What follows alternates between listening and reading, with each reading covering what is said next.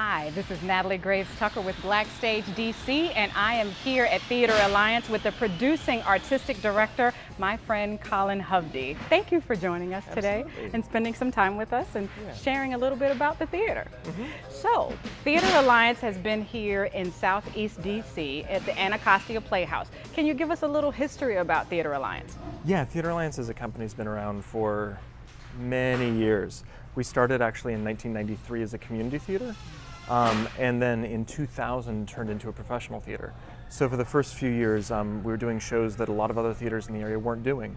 You know, putting up musicals and stories that just weren't being told on other stages. And then in 2000, we became a professional theater when one of the founding members bought Frenchie's Diner on H Street and turned it into the H Street Playhouse. So we started on the scene as a professional theater with a 3-show season, a space, and a staff. It was wild. So we were there for years and years, and that artistic director left, someone else took over, and then there was a gap, and that's really kind of where I entered. I moved to DC in 2005 to become the associate artistic director of Theater Alliance, and that only lasted for a year because I had a fellowship that allowed me to do that. And then in 2011 I came back and I applied for a position and I became the producing artistic director. And I've been here for about 7 years now. Immediately when I took over, we found out we were losing the H Street Playhouse, and Adele Roby came over here southeast and was invited to take a look at this warehouse space that we're actually in right now. And basically, many members of the southeast community were like, we would love to have a theater company here. And so Adele, with her tenacity, created the Anacostia Playhouse. And Theater Alliance has always had an intimate relationship with Adele because she's one of the founding members of that community theater back in '93. And so we became the resident theater company. We've been producing here for 4.5, almost 5 years now. Yeah. And one good thing about it is that you do really different, out-of-the-box, provocative shows. I actually got to be a part of one. I was in For Colored Girls Who Consider Suicide When the Rainbow Was Enough a couple of years ago, and it is a wonderful family theater that I feel like I'm a part of the Theater Alliance family, so I just have such a connection to Theater Alliance. And you're getting ready to go into your 16th season? Yeah, our 16th season as a professional company, and you say provocative and exciting. I actually don't think we're doing provocative work. I look at our work and I say, I don't choose the season. Myself and the staff, we read all of these plays, we listen to the conversations that are happening locally, we listen to the conversations that are happening nationally, and we, in my opinion, the plays choose us. You know, the plays say, I demand to be on stage, I demand a conversation, and then we say, okay, yeah, who's the right person to tell that story? Who's the right director for that story? And then when we do casting, I say that the actors don't get, we don't choose the cast demands to be in that show. And so the team, the designers, everybody comes together because that's the story that has to be told right now. That's the conversation we need to be having. And so season 16 is very much about that. It's we're doing a festival of new works that are flipping the script and asking to explore in a more nuanced way conversations that we're maybe already having. And then we're doing a show called The Events that's about gun violence and mass shootings. And it's really in a nuanced way asking us, how do we find forgiveness for ourselves for being survivors? And how do we find an understanding of why someone would do this? And it doesn't give you any answers, but it asks difficult questions. It's wildly entertaining, but it's also wildly personal.